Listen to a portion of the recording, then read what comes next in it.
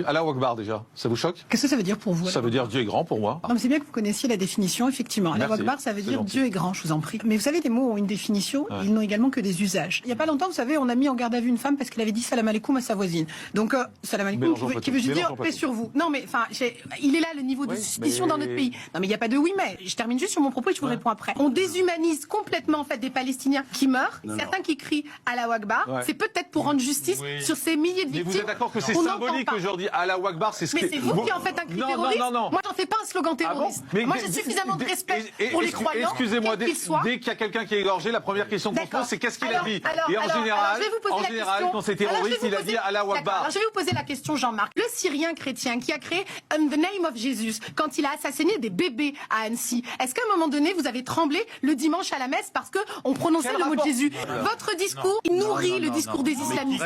Non, mais vous pouvez répéter des bêtises 2-3 fois, ça ne fera pas des vérités. On peut prendre un contre-exemple lorsqu'il y avait la manif pour tous. On a eu en fait des Français qui étaient chrétiens et qui, sur la place publique, de la même manière, ont fait des prières parce qu'ils étaient contre le mariage pour tous. Est-ce qu'à ce moment-là, on a parlé de séparatisme qui aujourd'hui a ne serait-ce que donné le nom d'un Palestinien qui est mort? Vous savez, par exemple, je vais le faire. Là, vous avez Arej. Arej, elle avait 25 ans. Arej, elle était dentiste à Gaza. Arej, elle devait se marier ce mois-ci. Personne ne parle d'Arej. Enfin, il y a des milliers comme ça d'enfants. Non, mais parce qu'on n'a pas le droit de les humaniser, les Palestiniens. Donc on n'a pas le droit de donner leur nom.